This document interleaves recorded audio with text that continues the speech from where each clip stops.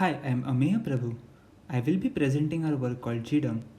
This work was done under the guidance of Dr. Dokania and Professor Torr.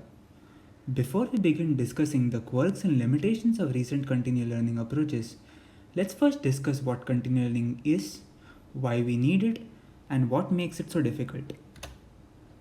Take a standard supervised learning setup. You have a dataset of n labeled samples given. You train classifier to predict the labels from the input.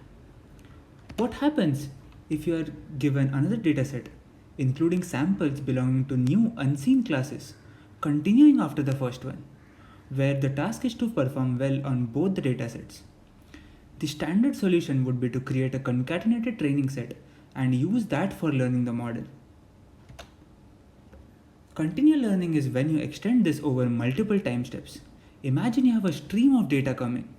Under the supervised learning paradigm, again, you take the samples from the stream, concatenate them, and create a dataset, and then learn a network from scratch on them. This process would repeat each time you want to learn.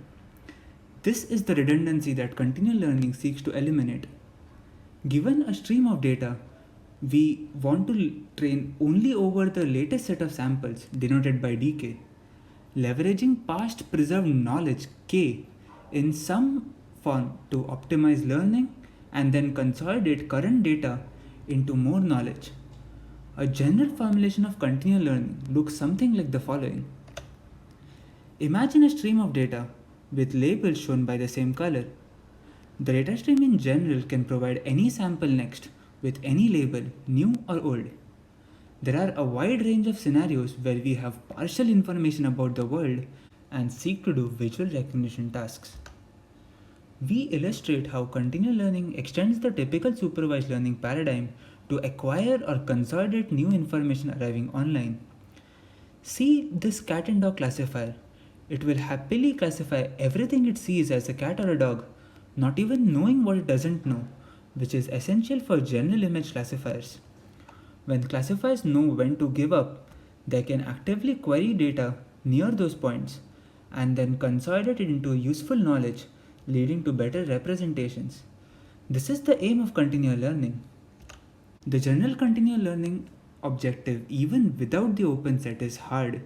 Hence, past papers have made relaxations to this formulation. The formulations have traditionally imposed constraints over the nature of the stream. For example, nearly all works assume that the stream of samples is split into a known disjoint set of labels as belonging to a task with sharp demarcations. This is represented using the clustered colors. Others impose restrictions, breaking down the streaming nature of data, reducing the time steps dramatically by collecting all task samples into one step. These approaches are categorized as learning a task offline. Similarly, other works assume that at inference, an oracle would provide which task the sample originates from, creating multiple task-specific streams, called as task incremental learning. These assumptions, like an oracle information at test time, have been argued to be so drastic that they break the notion of learning continually. For better clarity and comparison, here we present a categorization of recent papers based on the assumptions made in their formulation and their strategy to consolidate knowledge. For example, take RWalk. It falls into the formulation B, which is of the class incremental kind, with offline training in addition to the disjoint set assumption. To consolidate knowledge, RWalk uses a regularization scheme combined with memory of past task samples. This table aims to capture the various simplified and often highly restricted formulations for continual learning, along with the tailored algorithms which often only benchmark on one specific setting. It is not clear which formulation is practically useful, and so many variations makes it very difficult to compare against one another. To this end, we propose GDumb, aiming to put minimal restrictions on the general continual learning formulation. GDumb consists of two components, a greedy sampler and a dumb learner. Given a memory budget, the sampler greedily samples from the data stream, as the name suggests, while making sure that equal number of samples are stored from the same class. At test time, we take this memory at the current time step and train a neural network from scratch. Hence, the learner is called dumb. We use this network for inference. For task incremental inference, we incorporate the task information along with our predictions. Notice that GDumb is extremely simple and doesn't explicitly encode the intricacies involved in the challenging continual learning problem. For example, it does nothing to reduce forgetting or improve intransitions. It is trained in exactly the same manner for all simplified formulations of continual learning, never using offline samples or task oracle information for training, with no hyperparameters tweaked even. The only constraint is memory. We now compare GDumb with various recent continual learning algorithms in their own experimental setups without using any of the assumptions while training. First, we discuss the performance in the GSS formulation, which has the least restrictions. We see that we are able to beat all methods by 10 to 15% margins in accuracy. Then we add the disjoint set assumption as done in the MIR formulation. We see that we still outperform the best performing approaches. The margin decreases from 10 to 15% to 4 to 11%, which is lower but still a very large margin. This holds even when compared to the latest benchmarks released in July 2020, illustrating that the rate of improvement has been much smaller than this margin. When we add the offline set assumption, we still outperform nearly all approaches.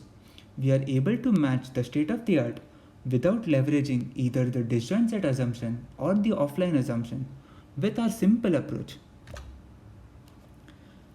Here we illustrate that even between the offline setups, slight change in the assumption drastically changes the complexity of the problem. Take the two setups iCal and PODNet. Just by changing the number of classes per task and the number of tasks, we go from performing 15 to 20% lower than BIC or iCal to outperforming them by 10 to 15%, nearly a 30-point accuracy change. This shift illustrates that a dramatic time step reduction as done in the iCal formulation gave added advantage to the scaling or bias correction approaches which otherwise quickly deteriorate with time. In the excellent setup by PODNet, all the bi-level optimization approaches should drastically worsen too, since predicting the task is as good as predicting the class. Overall, given that GDumb doesn't encode anything specific to the continual learning problem, yet outperforms so many approaches in the experimental setups they were designed for, is alarming. Where did we go so wrong that allowed such a simple solution to creep into the top? Is it the evaluation, too simplistic and restricted formulations, or the heavily tailored approaches? In conclusion, in this work we emphasize that it's critical to develop algorithms for the general formulation of continual learning. To do this, we first devise a simple approach with minimal restrictions which we call GDumb. This exposes interesting issues and quirks in the current continual learning formulations.